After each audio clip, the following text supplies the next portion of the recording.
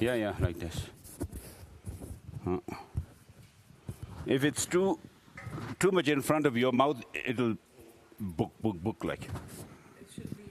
It should be like this, somewhere here. Here? Not like that. Okay, here. Here. Like this. Push back. Okay. Hello. Do you hear me? 1, 2, 3. Check. Let me know if you can hear me. 1, 2, 3. Check. For English translation, 1, 2, 3. For English translation, 1, 2, 3. Hello, good morning, everybody from Dharamsala. Good morning from Dharamsala. 1, 2, 3. Checking for transmission. 1, 2, 3. Check.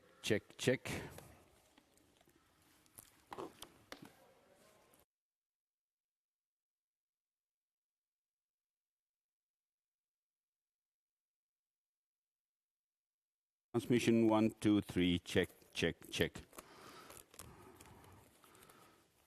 So just trying to check the line today here. The numbers every time when the numbers.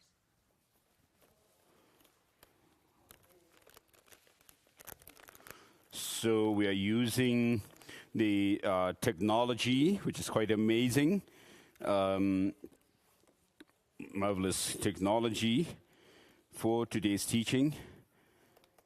The main reason is that many people, whom I know, my friends and others, there may be others also who have interest.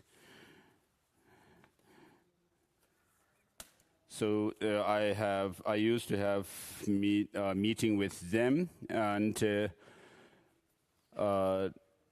to the pandemic this time, there is restriction to meet people, and therefore we have this difficulty. And so we are doing this teaching via webcast. Therefore, since some people have requested me to give some talk, I thought it is a very good idea to do so. And therefore, for the main teaching, we have Master Nagarjuna's Ratnamala. And regarding Master Nagarjuna himself, it's not only that historically he's known as a great holy person, but if his writings, such as the 6 collections of reasoning, are with us to do our study of them. And together with it, we have many other Indian masters' writings, which are very marvelous teachings. And so today we are doing the teaching on the middleweight treatise of Precious Garland.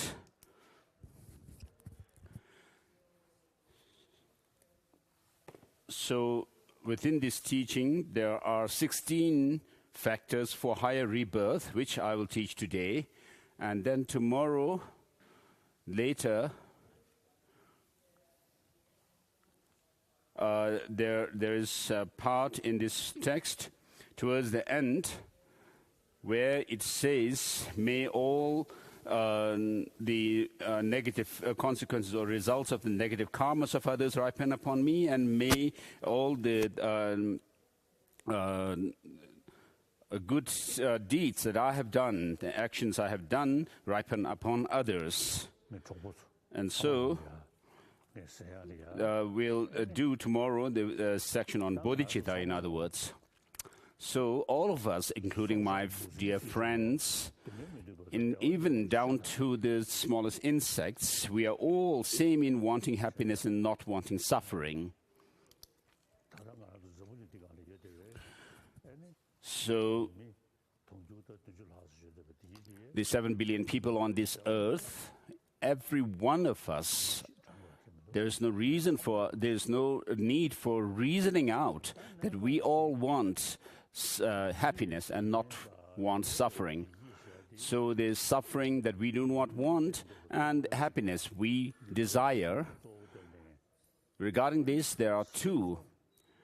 One based on the sensorial pain and pleasure, sensorial and sensory, and the other one is mental. So due to materialistic way of life, the material development is aimed only focused on the physical pleasure.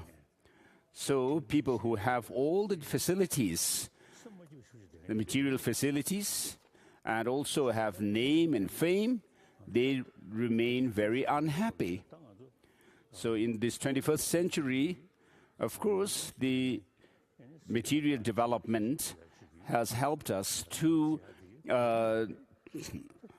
with the physical pleasure and comfort.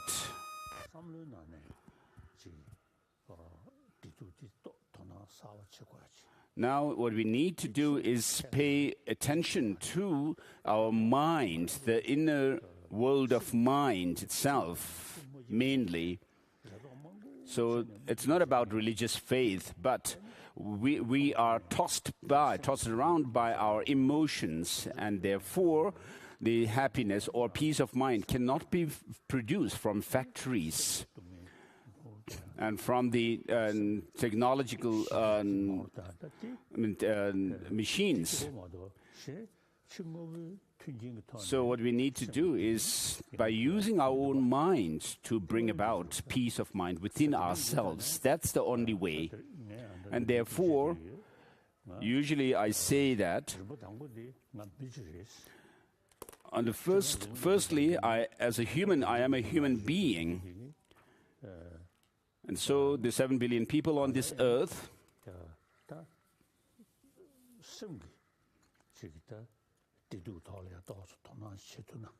so I usually express that people, if people could pay more attention to the pain and pleasure that have to do with our mind. And so even scientists are today paying some attention to this. And therefore, historically, the Indian tradition regarding psychology has the most precise and detailed explanation of the workings of mind and emotions.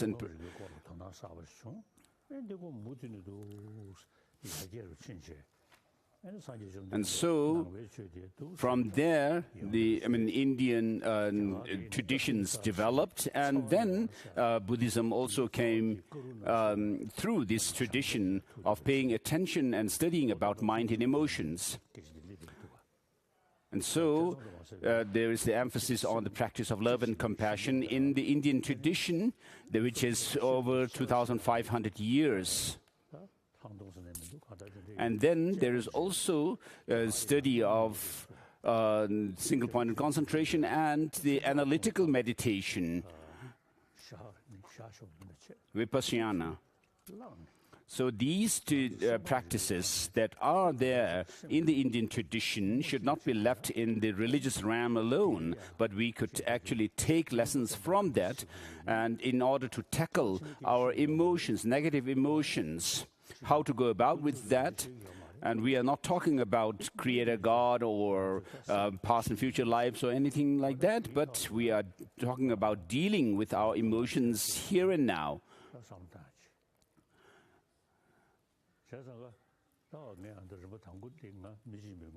So as a human being, my first commitment is, without talking about any religion, but relating to our psychology, emotions, how to bring about peace of mind.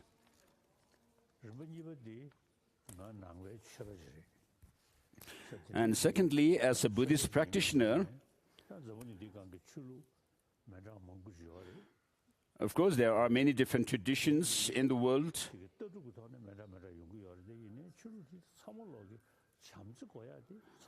Though philosophically all these religious traditions may differ, but all teach the same message of love and compassion. And so the philosophical view is something that has to do with the specific disciples or the followers of the different religious traditions. But the main message is that of love and compassion, and therefore there is a basis for religious harmony amongst the different religious traditions. Otherwise, just following the religious traditions as if they are just our customs or habits,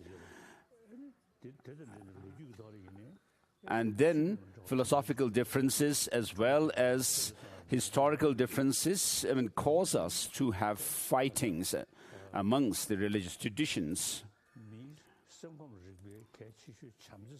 So the love and compassion, which are the most important factors within a human psyche, though we have this message in all the religious traditions, if we just use the differences and then cause death amongst the religious followers of the religious traditions, this is quite unfortunate. So my second commitment is the religious harmony. So this is possible. If you look at India itself as an example, over the last 3,000 years or so, 2,000 years or so, there have been so many religious traditions in India. Unlike in the amongst the other religious traditions, there are no religious conflicts as such in India for over the last 2,000 years. So all these religious traditions have lived together, coexisted in this land of India. So there are these religious traditions like the Hinduism and so forth, which are homegrown, and then the major religious traditions that have also emigrated to India, such as Christianity, Judaism, Zoroastrianism, and so forth. And so there is a possibility for us to follow religious tradition, religious harmony amongst religious traditions, looking at India, and this is my second commitment. And then thirdly, as a Tibetan,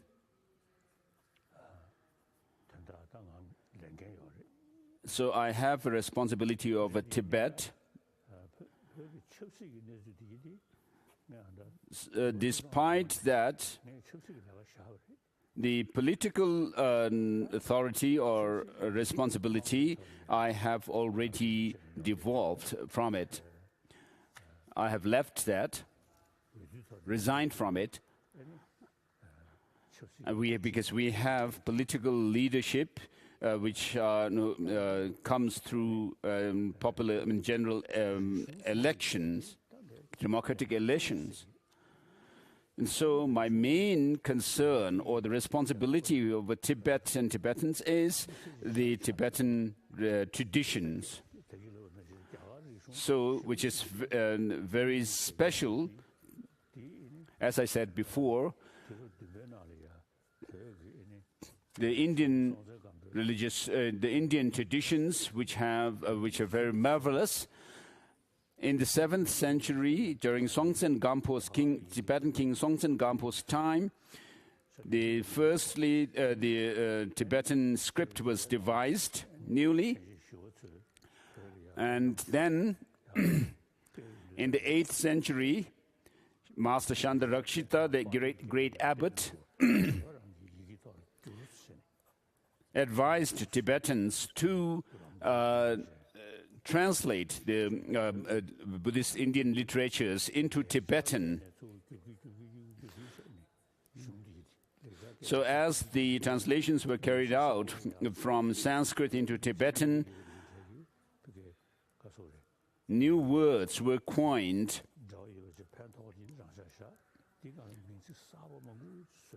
So there were also words that were already in Tibetan in use in the Tibetan language, which were those which were helpful and useful were kept, and then new words were coined while translations were carried out.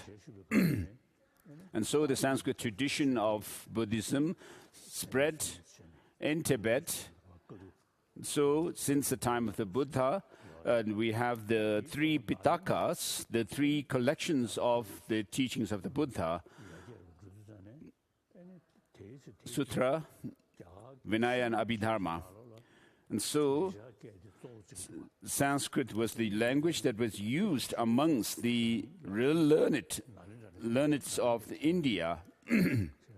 So, being the Master Abbot Chandarakshita, having come from the Sanskrit tradition, and particularly the Buddhist tradition, in this tradition of the Nalanda Monastic University, in the Sanskrit tradition, the emphasis is given to using reason and logic.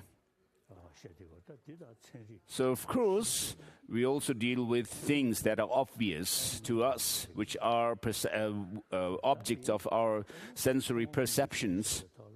And so on the basis of that, then there is a second type of object of knowledge, which are called slightly hidden or slightly obscure,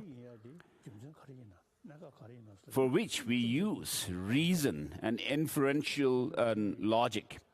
And therefore we say, if such and such thing, if A is such and such, then B must be such and such.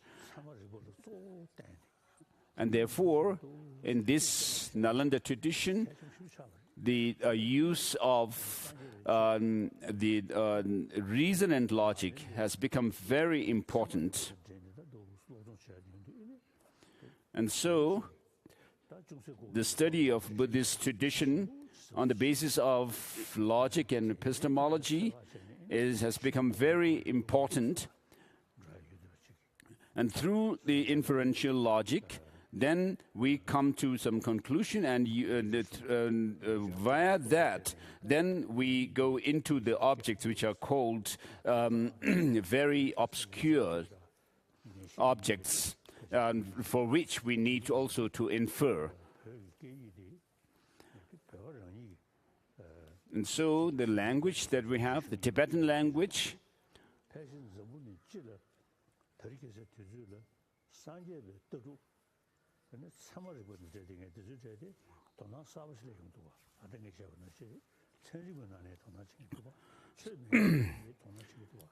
and so this tradition of using logic and reasoning that we have to explain and demonstrate the truth of the teaching of the Buddha in the Sanskrit tradition is something that even the modern scholars, like scientists and so forth, are also taking interest in. So this has become very important tradition.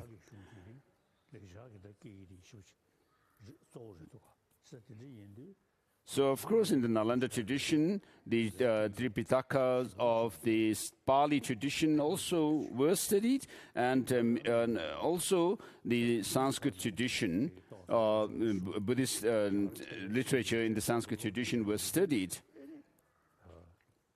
So this is from my own experience that after having studied these texts in the Sanskrit tradition, when I have dialogues with other scholars, scientists and so forth, it proves very helpful. So this language that we have, I consider it one of my responsibilities to preserve this language that we have, in which we have the over 300 volumes of Ganjur and Tenjur, the translated words of the Buddha and the translated words and exegesis of the Indian language, from the Indian language, the treatises.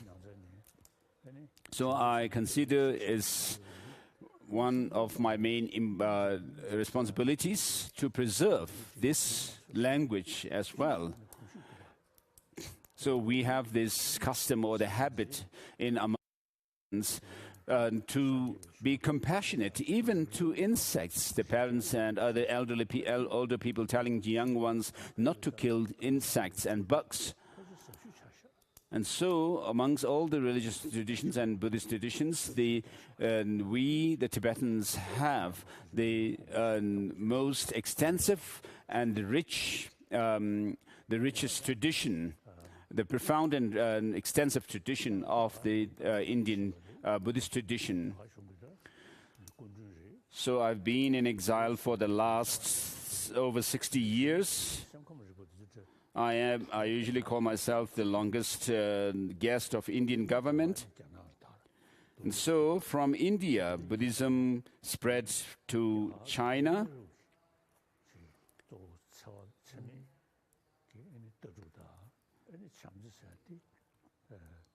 So the Indian tradition of non-violence, based on the practice of love and compassion, is something that I consider to be important to preserve to be preserved by the Indians. And so, of course, the modern education was introduced to India by the British.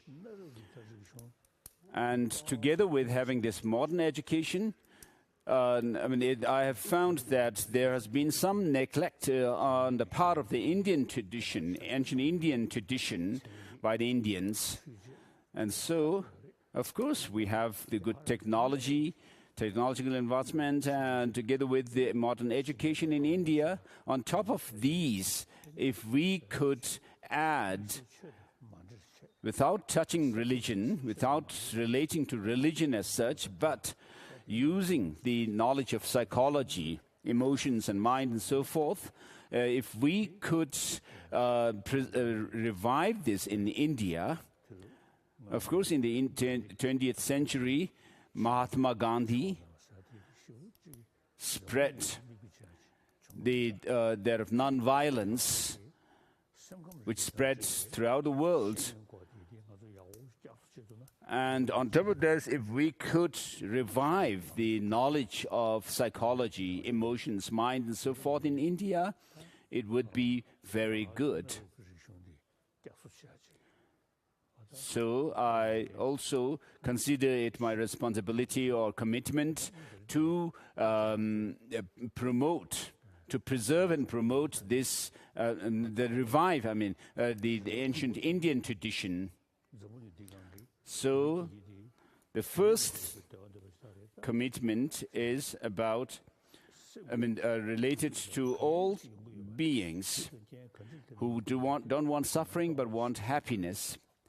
And so we need to pay attention to the details of the causality, how suffering and unhappiness and so forth comes about, and how happiness is developed.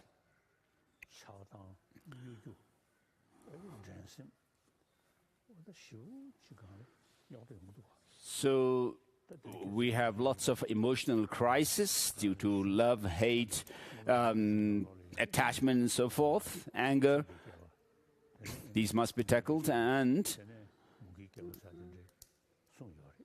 of course, in the Indian tradition, in the Abhidharma tradition, for example, there are mentions of the ages of weapons and so forth. So if you look at the world today, and also famine and drought and so forth have been mentioned. So through the material development and progress, what we have done is developed or produced weapons which are used to kill other beings, other people. And so today, if you look at the world, people consider these weapons very important and take much interest in producing them and using them. Whereas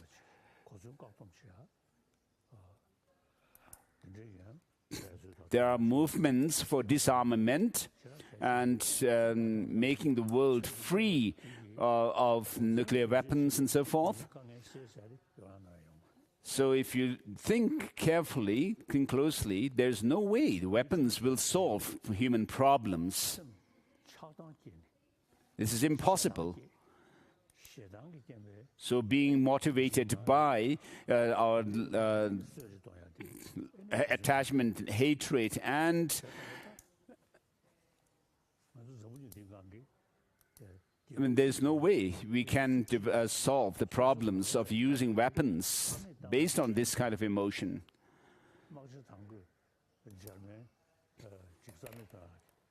So there have been wars and battles in the past, but the world has not been destroyed. Nobody has totally won any battles and wars. In the First World War, people thought of destroying the European nations, and the Second World War, Germany was to be destroyed by others, but it has not been achieved. And then there have been Korean War and so forth. And so these have not been able to obliterate the entire nations and so forth. So we have to live together. There's no way we can actually defeat completely and destroy the other party. And so what we need to do is follow dialogue and discussions when there are differences. So that's the only way. So in order to disarm, in order for the external disarmament to be fulfilled, to be achieved, we need to practice inner armament. And so for that, we need to develop love and compassion, on the basis of which peace of mind within ourselves. So the reason that we can promote love and compassion is that love and compassion is something that is intrinsic into us. This is our nature. If the basic human nature, if we look at a child being neglected at birth by his or her mother, there's no way the child can survive. And so, even animals depend on mother's love and care. And therefore, there's this love amongst the animals as well. And therefore, since it is it has to do with our survival, we need love. So individuals survive.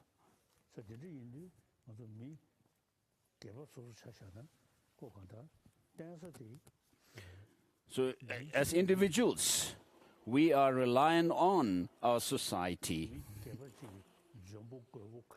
however successful, efficient a person, an individual may be, without a human community, he or she cannot survive. So as human beings, we are social animals.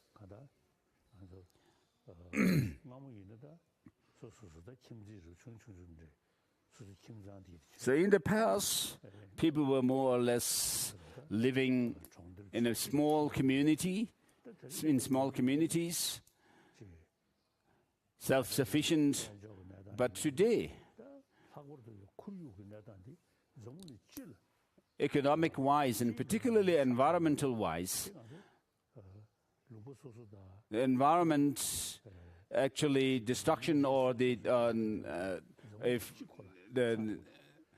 affects the whole of the world. And so the East is dependent for its future to the West, and West to the East, and similarly North and South are dependent on others. And therefore, with the sense of oneness of human being, we need to think about, consider taking responsibility for the environmental protection. Think less and talk less about me and my nation, but we need instead think globally regarding environment. Of course, experts say, and then we also have the experience. From my own experience, when I first came here into Dharamsala in 1960, there was a huge snowfall. And then year by year, the snowfall also, there were less and less snowfall. Look at Afghanistan. Of course, it's very barren and desert area kind of. And so in the past, it used to have lots of water, like ocean or seas. And so today, the reality of the world is such that we need to think of oneness of human beings. And therefore, all the problems are rooted in our unruly mind, this undisciplined mind. And so this innate quality that we have, love and compassion,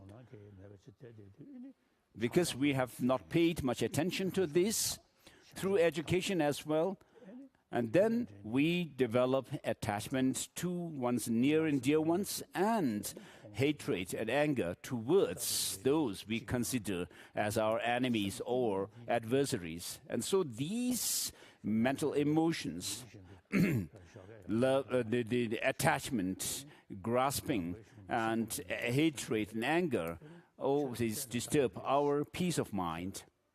And so in Buddhism, we talk about everything being interdependent. Nothing is standalone entity. And so this is very helpful. So as soon as I wake up, I reflect on this nature of the interdependence. And then also meditation on emptiness and that of bodhicitta, the spirit of enlightenment, are very important.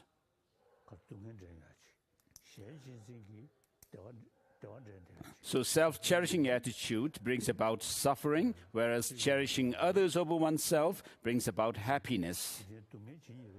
As Shantideva says in Bodhisattva Charyavatara, all suffering in the world, whatever suffering there is in the world, all come from wishing oneself to be happy. Whatever happiness or joy there is in the world, all come from wishing others to be happy. And then he goes on to say, so long as you are not able to switch your self-cherishing attitude or your happiness with the suffering of others, leave alone reaching Buddhahood, even in this cycle of existence, you'll not have happiness.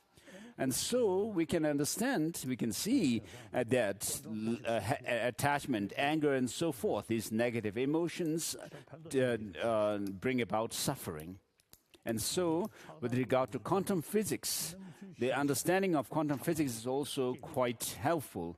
Of course, what happens is we cling to what appears to us. We believe in the appearance and accordingly act, and that it brings about problems. But without doing that, without believing in the appearance and then clinging to that appearance, we will not have those kind of emotions, negative emotions. So in quantum physics, they say that things do not have any objective existence, so the appearance is not the way things are. Because if you delve into things, anything, and dissect it into its smaller parts, down to the atoms and so forth, nothing stands as being this and that. And they say that as long as there is an observer, there is an observed object. And without an observer, you cannot talk about anything as being observed object. And so, in quantum physics, what they say is we should not believe in the appearance, but go to the reality, find the reality, and search for the reality. And so, this kind of understanding and insight, what can this help in countering our negative emotions? This is said very clearly in Master Nagarjuna's text. He says that because of our inappropriate attention or mentation, we develop the negative emotions like attachment and clinging and anger and so forth. Whereas when you actually search for the reality of the thing, I mean, there's nothing that can be left, that is left there, which can give rise to our attachment and anger and so forth. And so,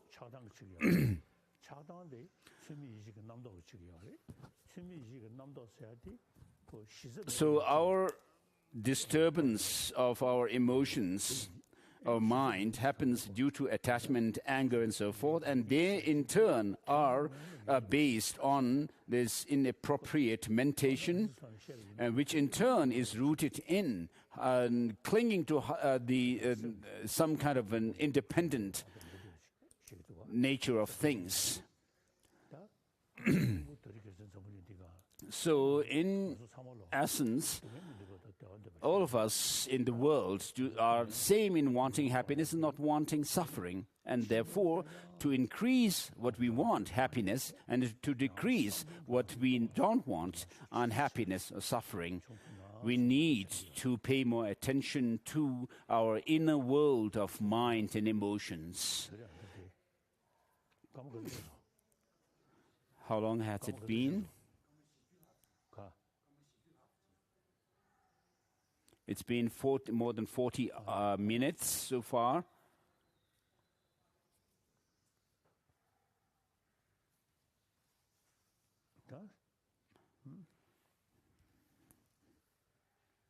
Now today, among the audience, may have some more interest His Holiness is if I talking in use English. by broken English. Oh, His Holiness wants to speak in English. So,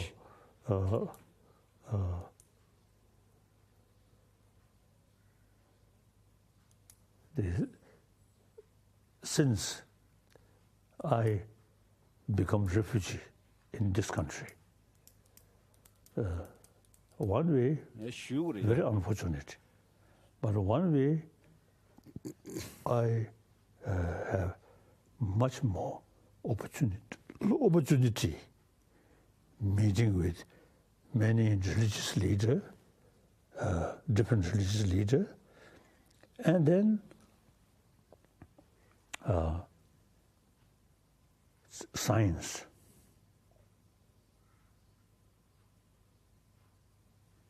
So very, very useful, very helpful. Why not ask His Holiness to speak? I always feel if I still remain in Potala, then more orthodox. Because you come here and meet many people and discuss, exchange. So my brain, my brain quite sharp. And then, you see, with this sort of help, you see, discussion. The intellectual and scientist and the philosopher. So then, I already mentioned in Tibetan my 4 commitments. Number 1 commitment, I am just a human being. One of the 7 billion human beings. We are a social animal.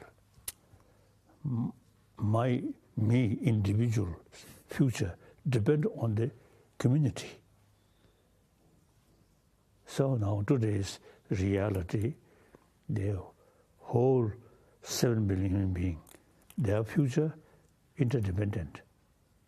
So therefore, now some scientists also say, we are a social animal.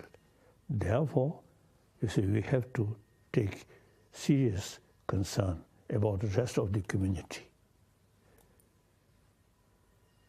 So some scientists say the more sort of sense of concern of the community is more realistic, because we are a social animal. The reality, social animal, in spite that just to think of oneself is also not the proper way. Therefore,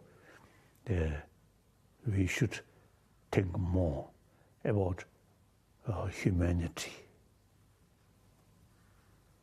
Then, my second commitment, I am Buddhist. The religious harmony, very important. All major religious traditions, in spite of different philosophy, different history,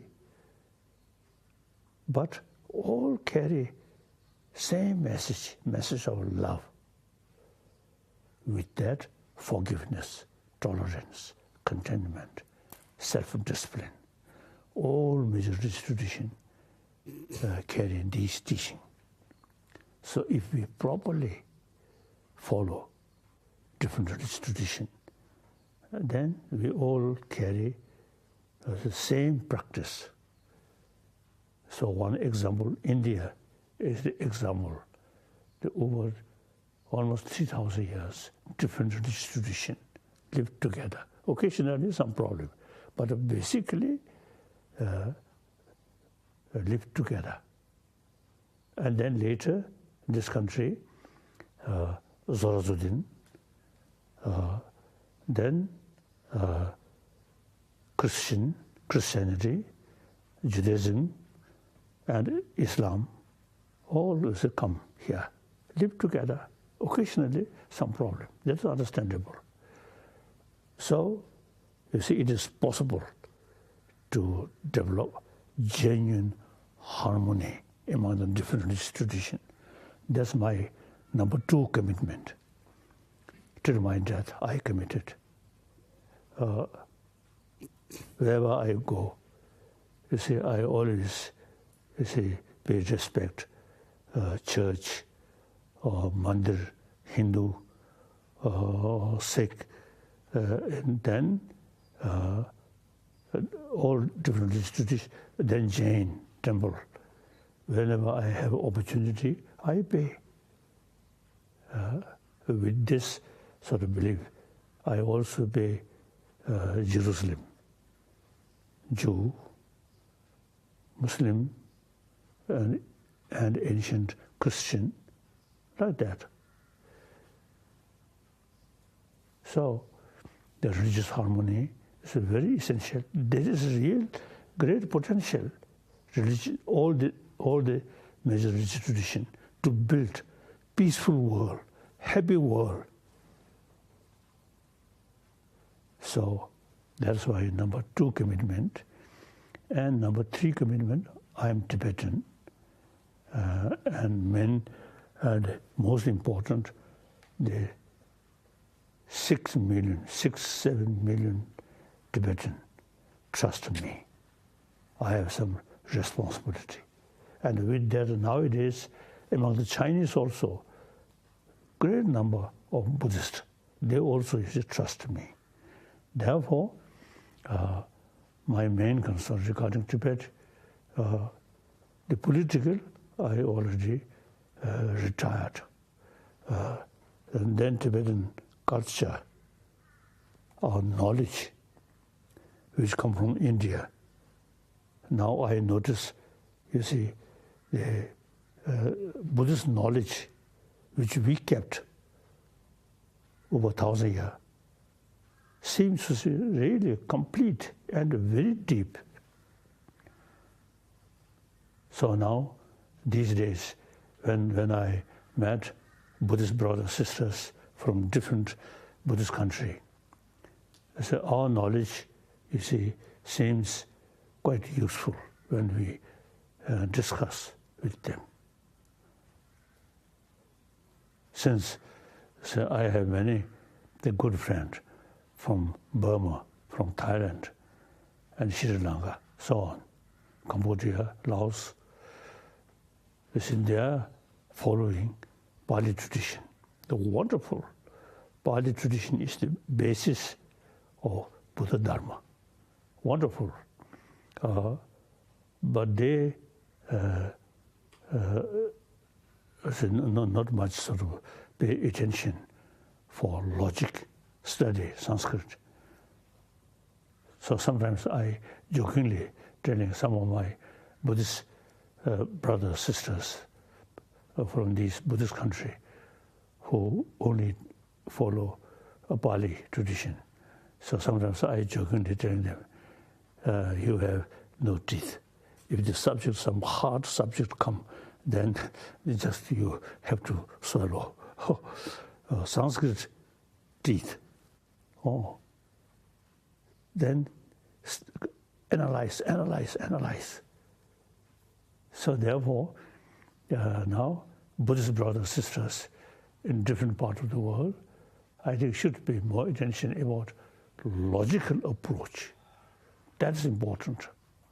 Buddha himself, you see, expressed to us,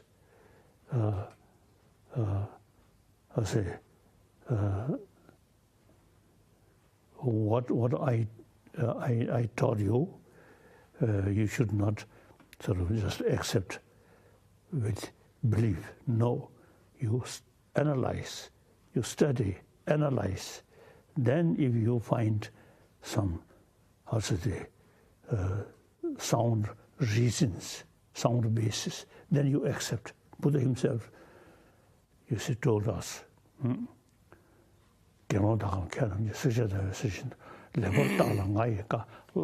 monks and scholars, just as gold is tested by burning, cutting, and rubbing, likewise, very scientific way thinking. He emphasizes examine my teaching and thoroughly, analytical meditation is very important. And then accept it, not because you have the so with faith Tibet, or devotion to me. Tibetan Buddhist tradition, so we really kept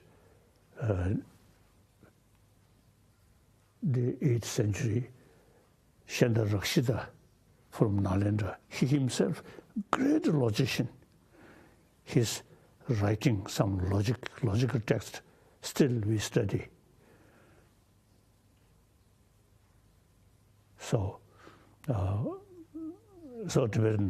these Tibetan knowledge, I really found very, very helpful to preserve. And for that, Tibetan language is very useful because translation started in 8th century, mainly 8th century.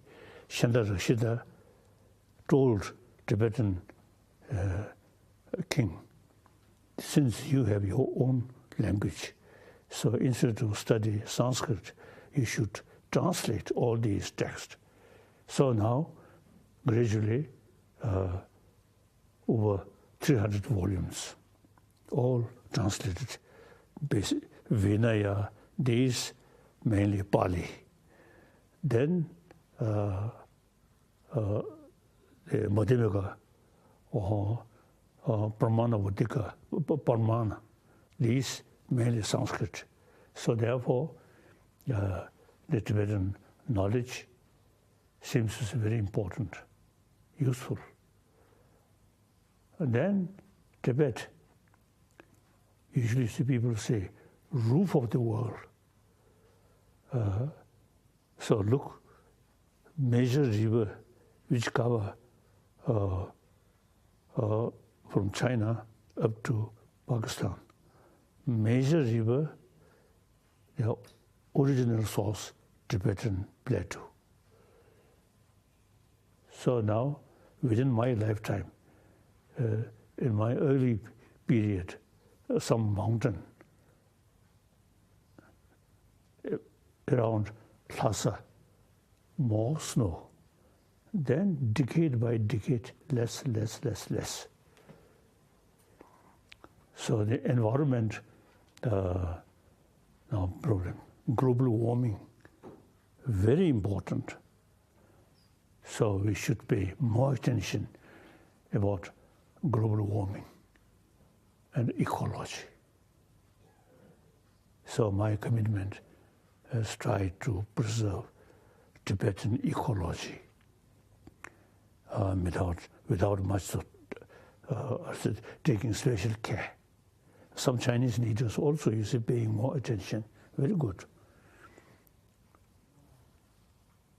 So now,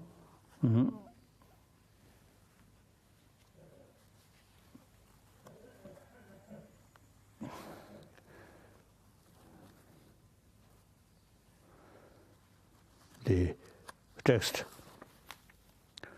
Nagarjuna's writing.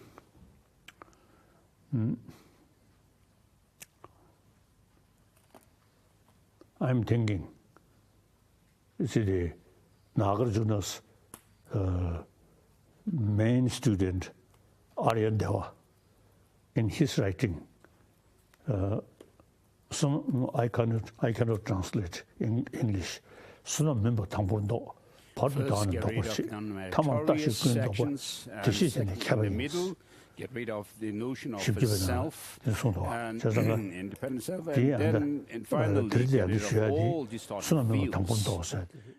And someone who is able to do that is a wise one. And so what I'm going to go through from this text today has to do with the first point of Aryadeva.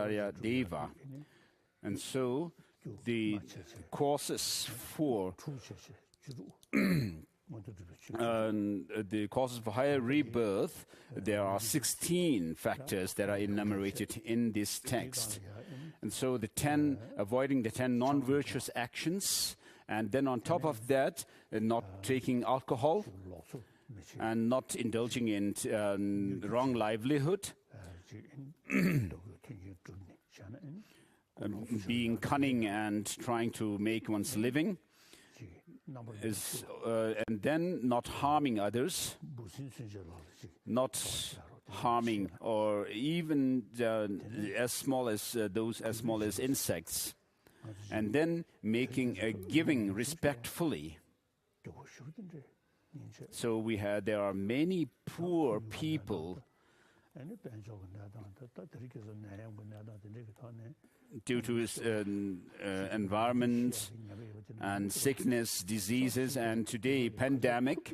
I mean, there are many needy and poor people, so we should practice giving them with respect, not considering them someone lower to us, but with compassion and respect, we should practice giving.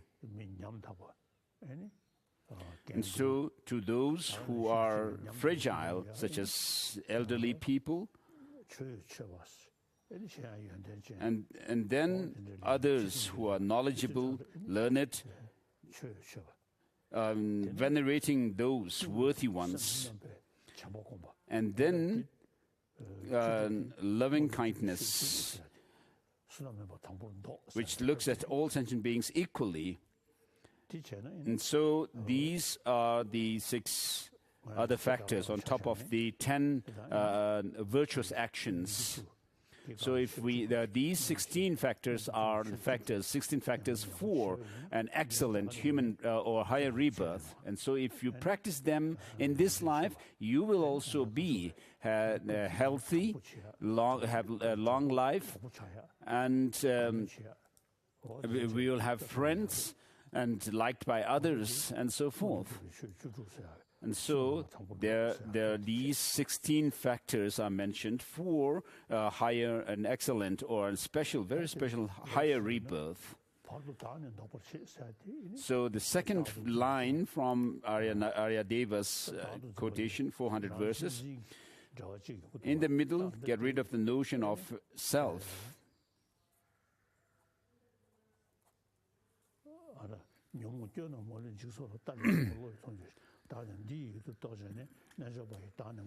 So Arya Master Chandrakirti says in the Madhyamaka Avatara, seeing the fault of these destructive emotions which arise from the notion of substantial or the notion of what is known as transitory view of transitory recollection. The yogis get rid of this. And so we say that we have this notion of an I, and then say this body and mind is mine, are mine. And so where is that I, which you consider to be the possessor of your body and mind? So if you check like this,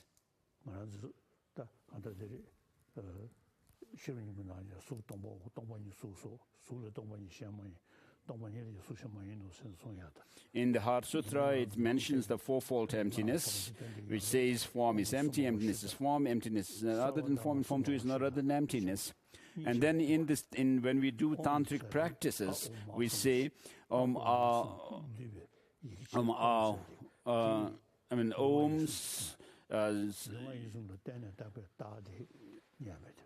Shuddha and so forth. Om Swabhava Shuddha Sarva Dharma. So Om represents body, speech and mind, which is said that is made up of 3 letters, A, U and Ma. And then these represent body, speech and mind. And then Swabhava means being nature. Shuddha means being pure of or absent of, and then Sarva Dharma means all phenomena, and then Shuddha means being absent of or pure. So everything, including myself, and your body and mind have nothing intrinsically existing. So if you look at the I or the self, which is dependent on the body and mind, you'll not be able to pinpoint anything as being that I or self. And then similarly, the body and mind can also not be found when you delve into their nature. And so in this way, you by meditating on emptiness in this way, you will not have this strong clinging to some kind of a solidity in yourself and your body and mind. And so quantum physics actually seems to get into this point. Someone who is convinced, deeply convinced that things have no objective existence, have actually expressed that the strong clinging to some kind of a solidity and things, as if things have objective existence, is lessened. This is loosened through this insight. So this believing that there is something concrete, absolute out there is based on the what is known as the fabrication or elaboration of things having some kind of independent existence. So for someone who has no belief in religion, I mean, this kind of understanding of quantum physics will be helpful in curbing or countering their strong clinging to things. So I'll not go into detail.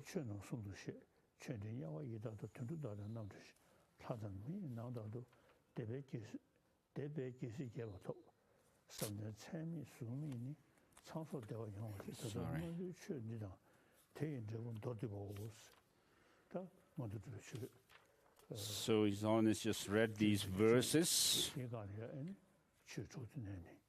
which give rise, which refers to the 16 factors for higher rebirth, higher status.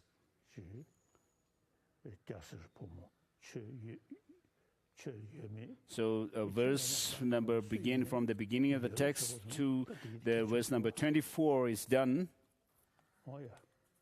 And so these are, whether you are a believer or not, or layperson or monastics or not, these practices are very important and helpful for a good life.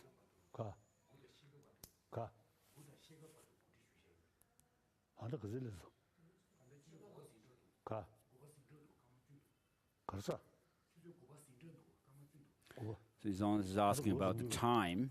So the teaching is supposed to go till 9:30, and the Yangtze Rinpoche is telling His Holiness that it's not 9 yet. You visualization and enjoy tea.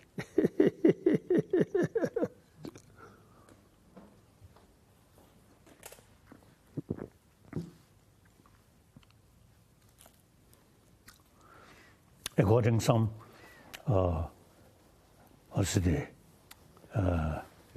ecologist,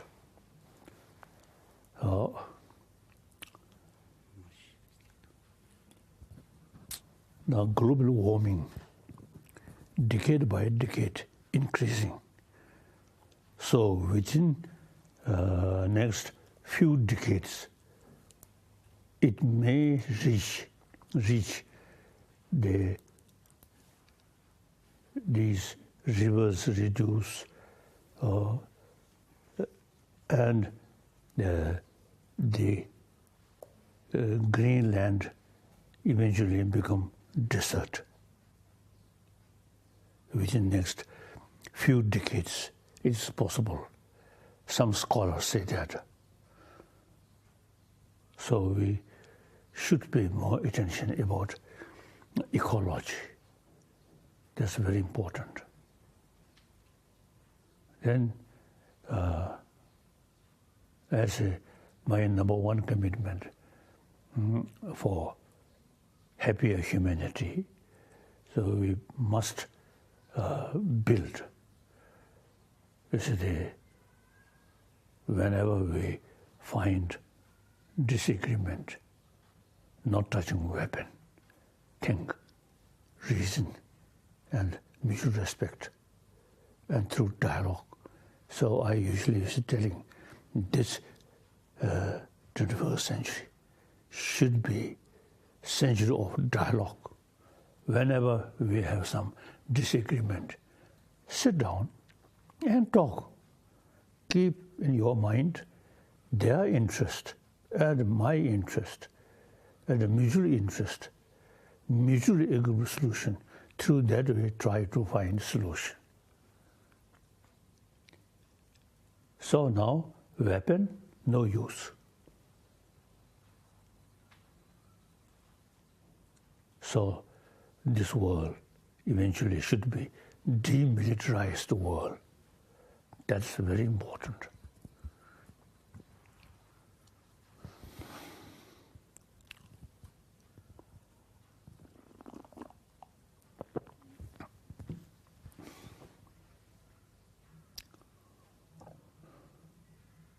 So now, this first time, I'm hoping, from time to time, we can meet through this way and talk. And eventually, we can arrange this is some sort of a method to take questions. So the physically now has a distance, but with this kind of sort of instrument, you see, we can discuss. Okay. So now, goodbye or good night. See you again tomorrow. Thank you.